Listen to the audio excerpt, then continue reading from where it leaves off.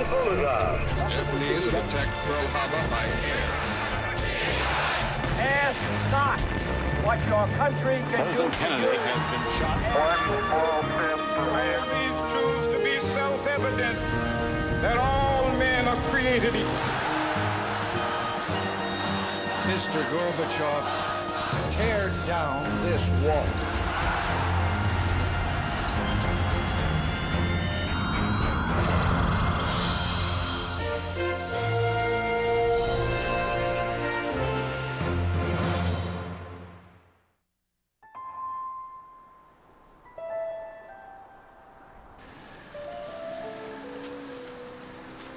On the first Sunday in December 1941, Americans were doing what Americans did on any normal Sunday. I'd been to see another string of interminable westerns at the Plaza, which we went every Saturday and Sunday, and Guns of the Pecos was the movie that was playing. My father and I were in the living room listening to the Giants football game. My father was sitting next to me suddenly when they announced that Pearl Harbor was attacked. We interrupt this program to bring you a special news bulletin. The Japanese have attacked Pearl Harbor by air. I came home to a household that was somber and quiet, and the radio was on, and was told that the Japanese had bombed Pearl Harbor, which I had no idea where it was. I'll tell you what struck my mind. I thought it was somewhere in Oregon.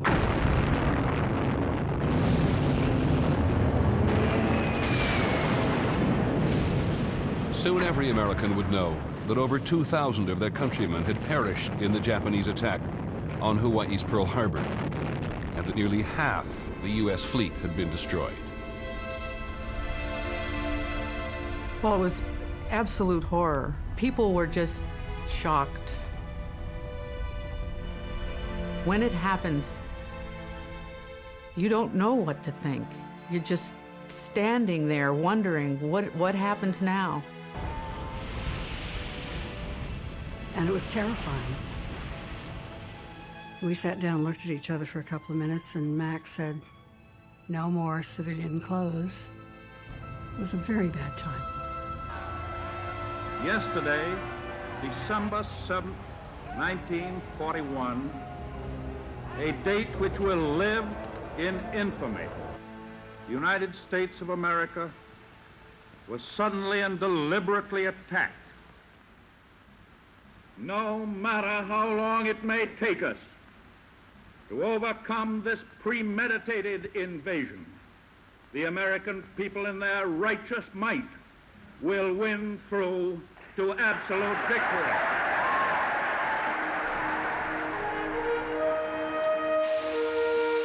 President Roosevelt told an America shocked out of its isolation and innocence that in order to win this war, every man, woman, and child would have to become part of the fight. Never before have we been called upon for such a prodigious effort. Never before have we had so little time in which to do so much.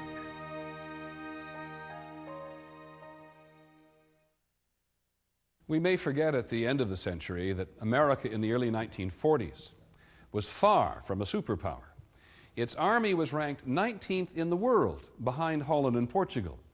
Its industry was still in the grip of a lingering depression. The war, of course, would change all that and many other things as well. It would unite the country in a way never known before or since. To understand the American home front during the war years, you have to understand the texture of the times, a time so naive that most Americans didn't know their president couldn't walk. Certainly a time before television and instant satellite transmission, when war news took days or weeks to reach newspapers and the newsreels. The survival of democracy was by no means assured.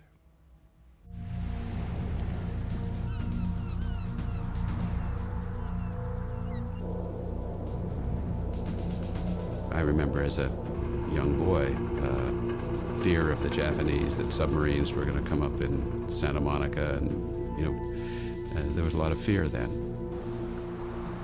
Just 4 days after the Japanese had attacked Pearl Harbor, Nazi Germany and Fascist Italy declared war on the United States. The world was a very dark place. The German U-boats were sinking tankers right off the coast of Florida and New Jersey, within sight of bathers on the beach. The oceans, which had historically kept America invulnerable, had been penetrated by enemies from both east and west. We had to destroy those people to save ourselves and to save the United States. Then we all rushed off to the recruiting stations. Everybody I knew who was my age or close to it was in the services. If you were brave, you were in the Marine Corps. Everybody was in one thing or another, and almost all of us were in the Army. The Axis had to be defeated, and we knew that nobody was going to do it except us. Yeah, my father went to war, and he was managed a little grocery store, IGA grocery store, and he went to Springfield, Missouri to go through basic training. Volunteers and draftees shed their civilian identities in basic training camps that united grocers from Kansas with mechanics from Monterey and bookkeepers from Brooklyn. Within 6 months, many would be sent to battlefields around the world, leaving behind parents, wives, and children. I really adored my father. I mean, it was I admired him, I loved him, he was a wonderful father. And, the thought of life without him was, unimaginable to me. It was sort of the hand one was dealt, and your father was going to war in a good cause. And I was very proud of him.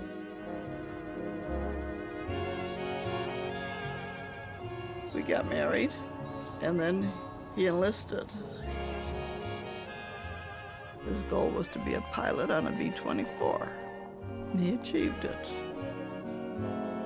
He was commissioned as a second lieutenant. He got his wings the same week his son was born.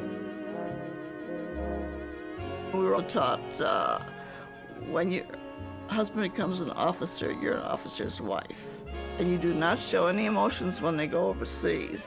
You hold it back no matter what, no crying. And we did that.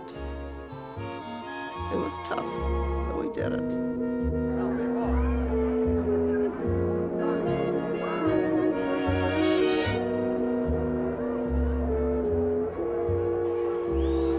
From an army of 300,000 in 1940, American armed forces would swell to 15 million. At the beginning of the war, there was considerable fear that these hastily assembled citizen soldiers could hold their own against a highly trained and heavily equipped enemy. News from the front had not been good. 3 months after Pearl Harbor, the Japanese had inflicted a series of humiliating defeats on an America whose confidence was shaken. On February 23rd, 1942, the president tried to calm and to rally a frightened nation. This is war. The American people want to know and will be told the general trend of how the war is going. The president had asked every American to follow his speech on a map. I had huge maps on my wall from the backs of newspapers. I marked it with crayon, and I remember putting arrows and X's and circling towns. We Americans have been compelled to yield ground, but we will regain it. I remember his confidence and the tone of his voice and the closeness that you felt to him. He was a beacon of light. Oh boy, when he came on the radio. Soon, we and not our enemies will have the offensive. We, not they, will win the final battle. He had the capacity of moving us with words, of inspiring the country, of lifting the country to do more than it might do otherwise. There is one thought for us here at home to keep uppermost: the fulfillment of our special task of production, uninterrupted production. So make your mind up when you get out of bed. Work your head off so you can keep your head. Government films pounded home the fact that America not only had to supply its own troops, but meet the needs of its allies as well. Workers in cities across the country responded. During the war at night, the mills would be going full blast, and the sky would pulse red with the blast furnaces going off. And we were told at school, and we heard on the radio and saw in the newspaper that Pittsburgh was helping to win the war. In Detroit, it took just 9 months to convert the entire capacity of the American automobile industry to war production.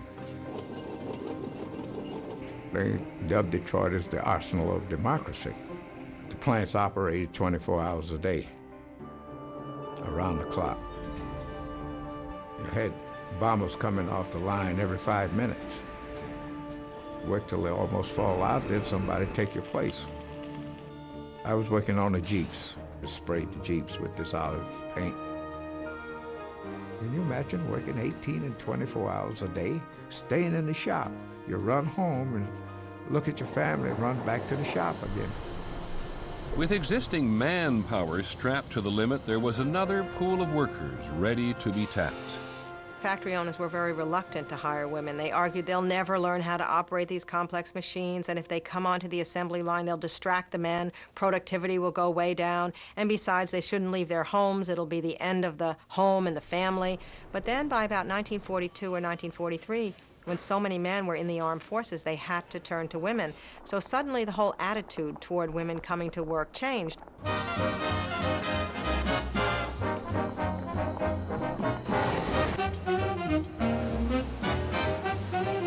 Between 1940 and 1944, the number of women in war-related industries rose 460% to a high of 19 million, a full third of the entire civilian workforce. Half of those women were wives and mothers who had never held jobs before. My mother was a nice lady who baked and cooked and cleaned house and whacked her kids around to make sure they stayed in line. And suddenly, she's running a machine at an aircraft factory. She felt she needed to do something. I think there was an underlying, unexpressed kind of patriotism, not the kind that waves flags, but it was the kind that loved our lives, that loved our country, and we all worked for one reason, to get those airplanes in the sky. In Boeing's Seattle plant, half the workers were women. In just 4 years, they turned out over 12,000 B-17 bombers. They call it the Flying Fortress. Most awesome plane. Oh, what a feeling of accomplishment. Even if you only did the riveting and on part of it, they couldn't have done it without you. I became an ABS welder, top of the line. I wore a leather suit. I had a helmet with glasses through it. I pulled this down, and I could see through the glass in the helmet. I had a acetylene torch to join pieces of steel together. I was determined that I was going to build ships to show Japan that we would hit back.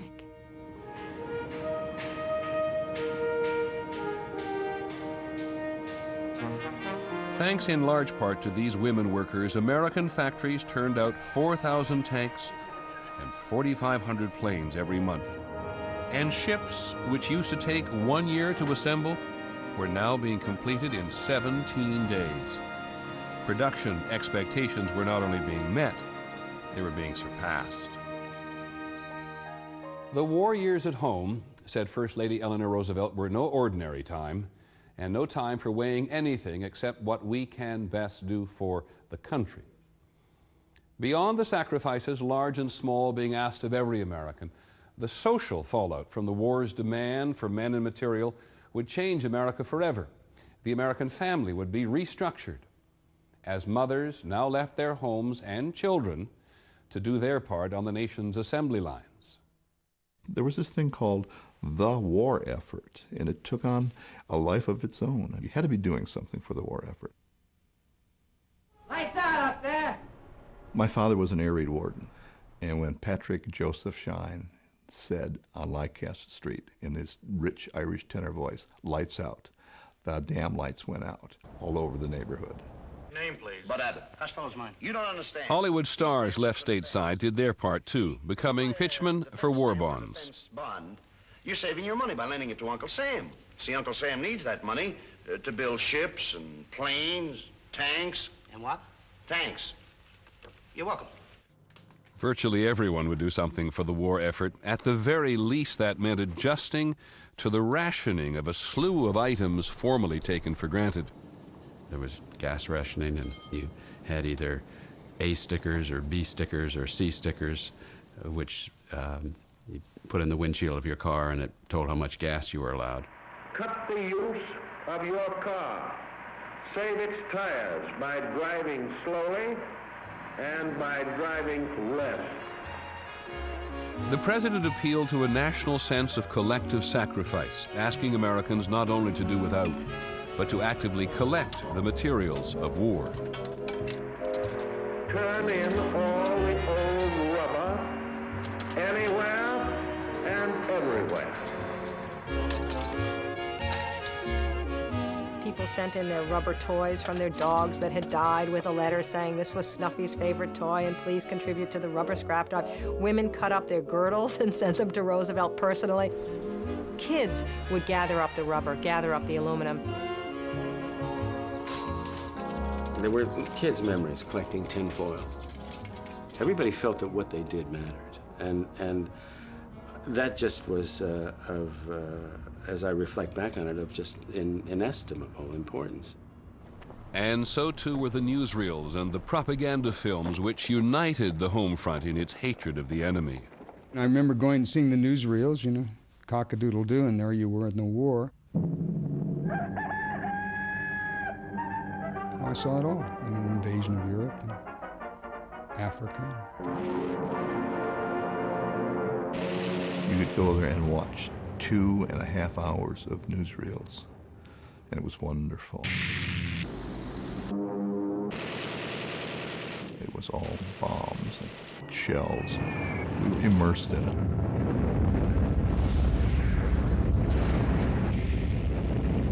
You had to hate the enemy. I mean, the Germans were despicable. The Japanese were indefensibly horrible. For the soldiers of Japan, who tossed Chinese babies on their bayonets, slaughtered the Chinese people. We knew that unless we were vigilant, it could happen to us.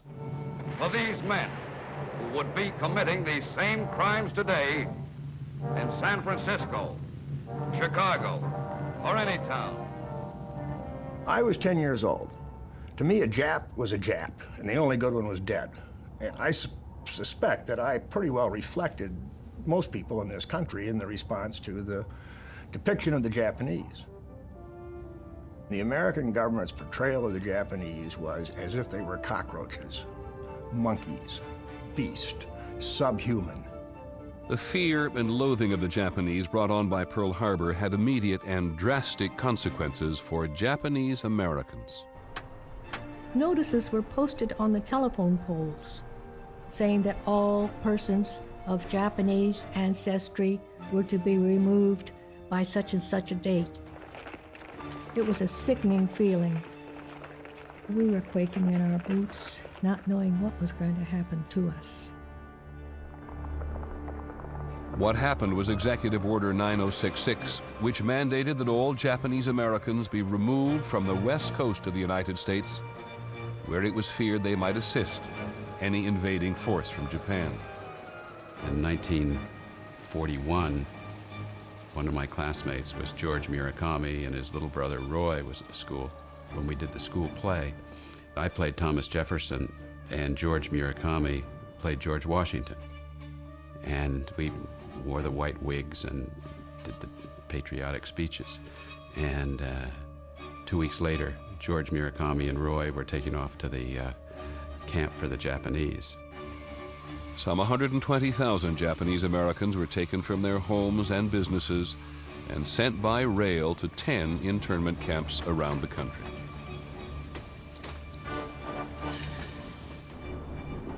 And everybody was beginning to settle down on the train. And all of a sudden, I saw my dad, and he is a very unemotional man, a gentleman. But I saw him take out this hanky and go like this, and it just overwhelmed me. It just crushed me to think that he was taking it so hard. It was called Heart Mountain, Wyoming, and that was our camp. It had barbed wire all around, and those camps desolate, and no sign of any beauty, life, green, anything at all. It was just total absence of everything.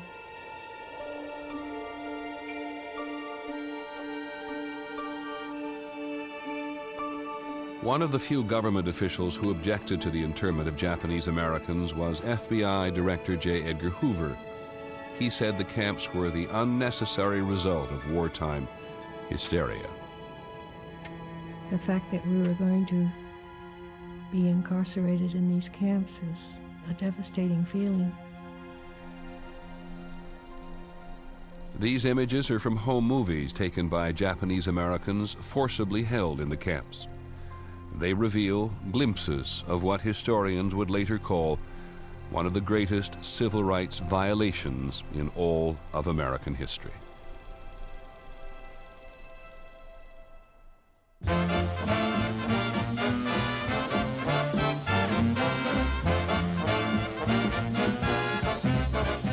While defense plants were running around the clock during the war, so were the USO dance halls. I was in Seattle, port of embarkation. We were up to our ears in men. All of the services came through there on their way to wherever they were going. We had a great time. If they couldn't dance, we taught them. And if we didn't know their steps, they taught us. We knew those guys were on their way overseas. This was going to be maybe their last big party. The departure of so many men changed the normal rhythms and patterns of American social life. For teenage girls, those changes often meant growing up very quickly. Teenage girls were more precociously sexual in some ways in the 40s than they'd been in the 30s, in part because their young boyfriends were going off to the war and they might never see them again. One young man who was not away, kept out of the service by a broken eardrum, would begin a career about now that remained a social phenomenon for half a century. They were able to project some of that newfound sensuality onto this Frank Sinatra character who came emerging on the scene. He came at exactly the right moment to become such a cultural figure.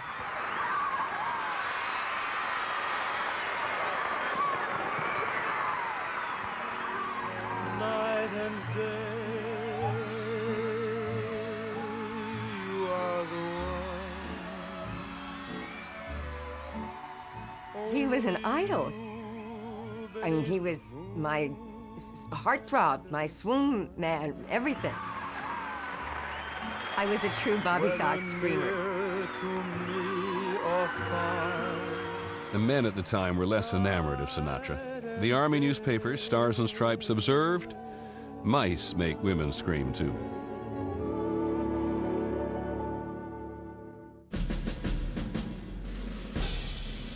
For young boys, on the home front, all the heroes were in uniform. I remember being jealous that I didn't have an older brother. And I remember seeing these kids come to school with patches on their jackets that their brothers had sent them and souvenirs that they had sent from overseas. And I thought, God, I felt deprived because I didn't have an older brother who would send me patches and send me souvenirs and send me a German helmet. We lived for the war movies. I mean, we fought that war in the East End Theater and the Plaza Theater and the Lakewood Theater.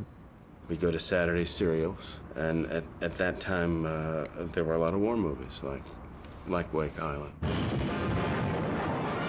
On December 7th, they struck by the thousands from land, from the sea. Anything from So Proudly We Hail to the Purple Heart to Operation Burma. We get fired up in the movies. I remember once during a movie called Bataan. We were losing badly. I think Robert Taylor was trying to hold Japanese back and couldn't. And Lefty Brosnan, one of the kids in the neighborhood, stood up and threw a golf ball at the screen to try to stem the Japanese onslaught. And all he did was mess up the screen for the rest of the war because it had a big patch in it that you could always see there, you know, and that was Lefty's patch. We played war constantly. We made our own rifles out of wooden boards. We made machine guns out of fence posts, cutting down the enemy. But we had no concept, absolutely none.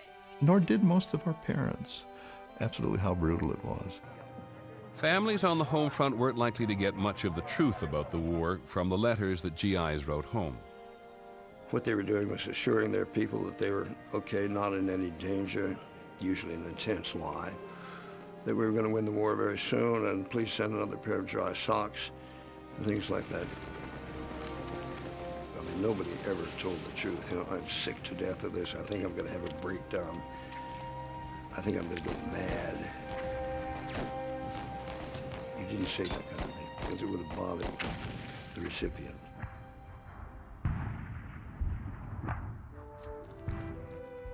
American soldiers were fighting and dying on 3 continents. There had been victorious but costly battles in the Pacific, North Africa, and Italy. By the end of 1943, American casualties had surpassed 100,000.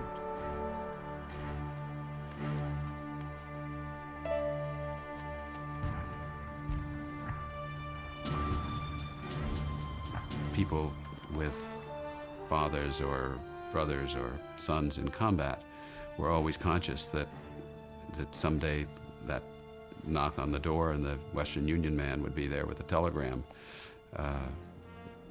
you know, with the bad news.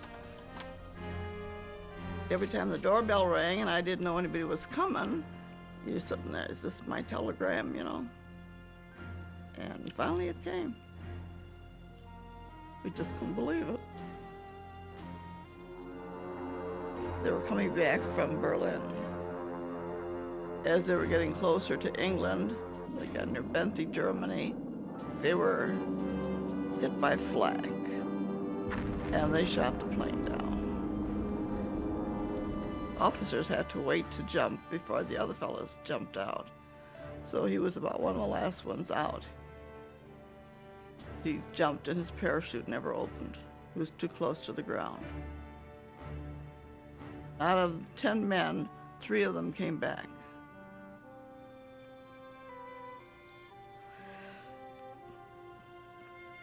My whole world ended.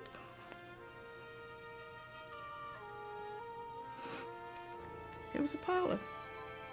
We were proud of him. I still am. This was increasingly familiar on the home front. The gold stars placed in the windows of families who had lost a loved one. The realization that this was not fun anymore came to us when the kids from the neighborhood started dying in the war. 2 brothers of 2 of my classmates died in that war, and Jack Callahan being one, and Jimmy Warkomsky being the other.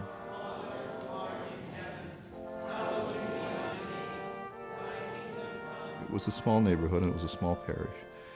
So then I found myself being thankful that I didn't have a brother who was at risk, who, you know, that I wouldn't have to sit with my mother while she wept in church while they played taps and folded the flag and gave it to her.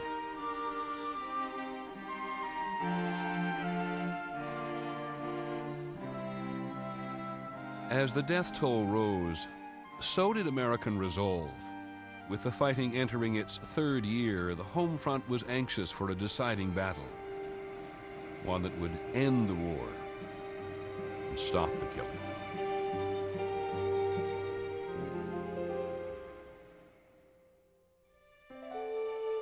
By the spring of 1944, the Homefront was obsessed with questions over when and where the war's decisive battle would take place. I remember my great uncles, and they all were wheat farmers. There were 10 of them. And I remember them all coming and being around literally the apple barrel and eating pickles and having toothpicks and having a map of the war and figuring what the next move is going to be. Those were big meetings. The next move, under the direction of General Dwight David Eisenhower, would be the largest military operation in U.S. history. Hundreds of ships, thousands of planes produced on the American home front would transport American and other Allied soldiers across the English Channel to the French beaches of Normandy. The invasion the world had been waiting for began in the quiet early hours of June the 6th, 1944.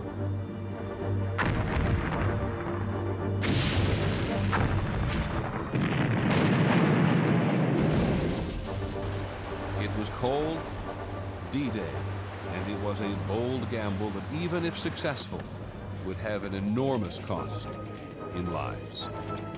Almighty God, our sons, pride of our nation, this day have set upon a mighty endeavor. Lead them straight and true. It was a wonderful moment of national unity when Franklin Roosevelt read a prayer that had been printed in the afternoon editions of the newspaper so people could pray along with him. The impulse to pray was just overwhelming. The churches were filled from sea to shining sea, from the Gulf of Mexico to the Arctic Ocean. The church bells clanged and the people were in the pews praying. Oh, it was a very big event.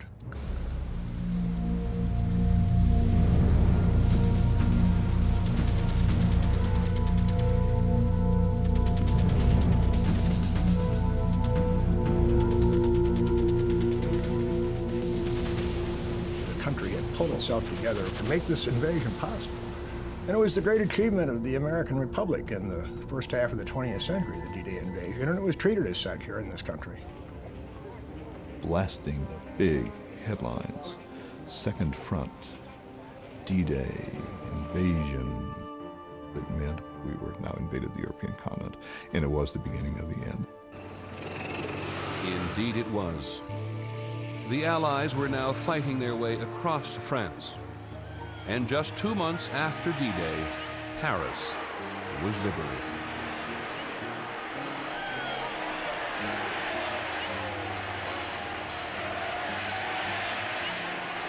With national spirits lifted, FDR, who'd already won an unprecedented third term, began campaigning for yet a fourth.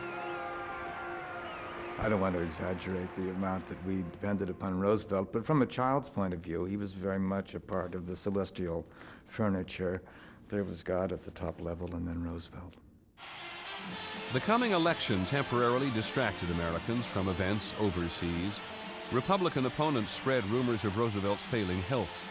But when he answered charges that he'd sent a Navy cruiser to retrieve his dog, Roosevelt seemed in top form. These Republican leaders have not been content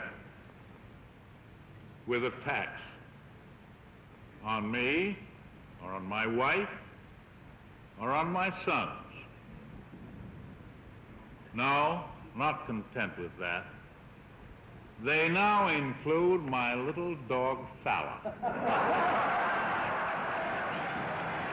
People in the know, of course, knew how sick he was, and I suppose anybody with eyes could have seen in the last campaign that this was a very unhealthy man, but Roosevelt had broken so many laws, in a way, already of limits, of human limits, that the idea that he would actually die was fairly shocking. The shock came on April the 12th, 1945. While Roosevelt was posing for this portrait at his retreat in Warm Springs, Georgia. It was a real sad day. I've seen guys men just break down in tears right at the machine when the news came in the plant that he had died.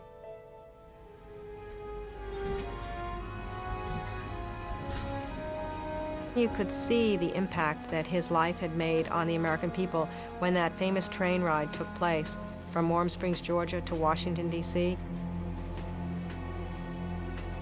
Hundreds of thousands of people came out just to watch his body go by on the train, simply as a tribute to the fact that this man had been their leader through the two greatest crises of their lives, the Depression and then the war itself. That was the most mournful period that I'd ever seen. No hero that I knew of in America, I think, touched Americans so much. I mean, I saw my mother crying, my father was weeping. It was a tragedy for everybody.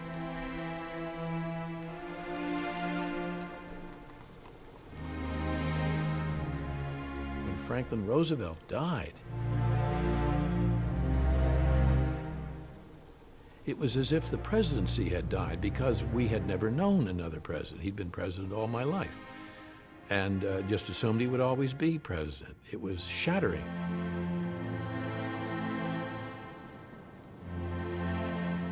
Of course, I was very sorry when he died, but I didn't burst into tears.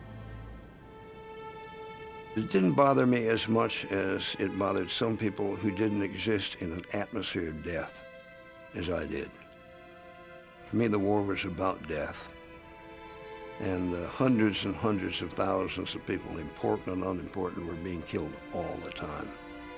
He was just another casualty to me.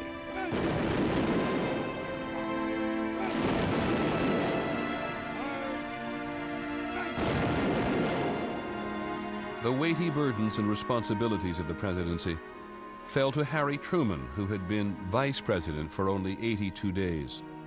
To stunned and confused Americans who thought of Roosevelt as a father, the new president was at best a distant uncle. I wish that Franklin D. Roosevelt had lived to see this day. Truman had a chance to inspire some confidence when, less than a month after Roosevelt died, he announced Germany's surrender. Much remains to be done. The victory won in the West must now be won in the East. A series of valiant American victories seemed to promise that the end might finally be near.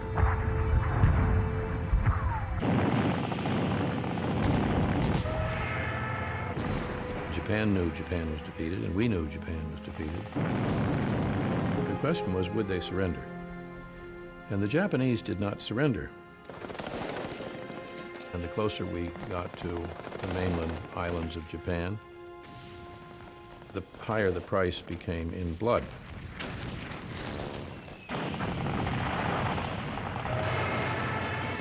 Suicidal kamikaze attacks suggested to Americans that the enemy would fight until the bitter end.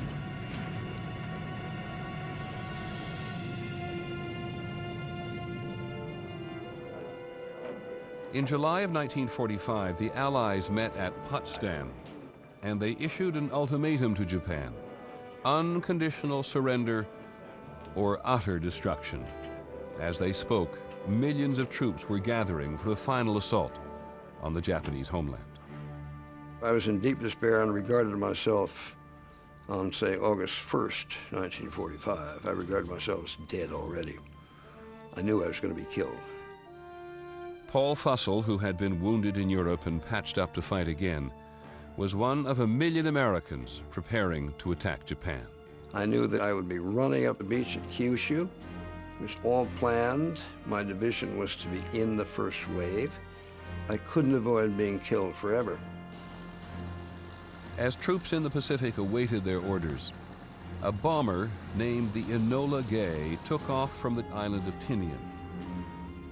President Truman hoped it was on a mission that would end the war. The plane carried a new weapon that was the result of the most secret Homefront defense project. For 4 years, 160,000 people had labored at 37 sites, most of them unaware of the magnitude of what they were working on.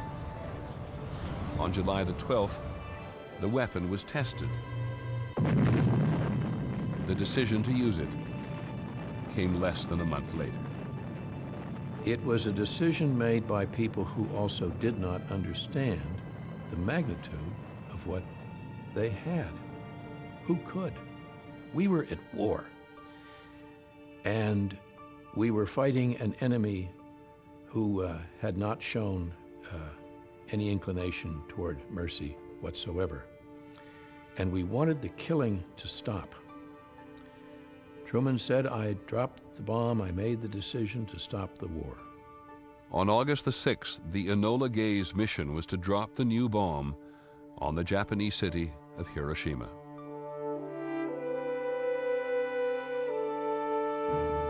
I remember hearing on the radio that an atom bomb had been dropped. And in my head, I spelled it A-D-A-M and wondered, what is this atom bomb? And, why is it so powerful? The world had never seen anything like it. A single bomb that could level an entire city. 3 days later, a second atom bomb was dropped on Nagasaki. The almost inconceivable idea of Japanese surrender was now suddenly at hand.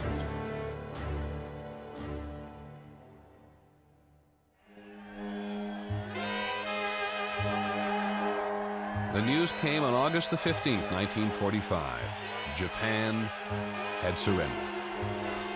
I was at Fort Dix, New Jersey, thrilled that the war was over, that I didn't have to fight. They were going to send me to machine gun school, but there was nobody to machine gun anymore.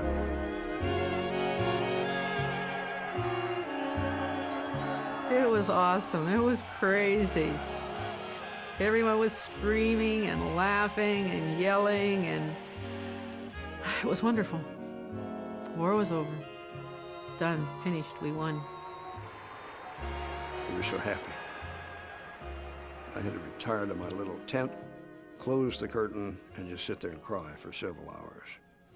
Very powerful emotional feeling to be redeemed from certain death into life again.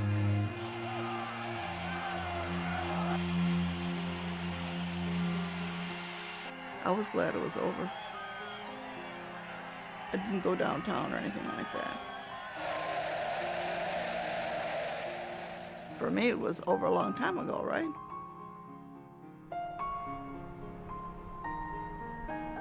$292,000 Americans paid for democracy's victory with their lives. The 11 million veterans who did return came home to an America seemingly untouched by war, except for one thing. America's pre-war innocence and naivete had disappeared. The day that the Japanese surrendered, I remember going next to our next-door neighbors, Mrs. Lucido, and I said, Mrs. Lucido, the war's over, the Japanese have surrendered. And she threw open the kitchen window and said, yeah, the next one will be with Russia. Closed the window, and that was the conversation.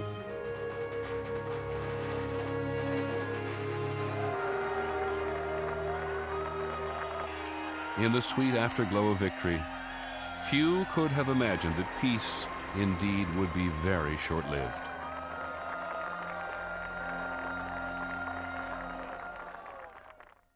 America's returning veterans and their families would forge a prosperity the likes of which the world had never seen.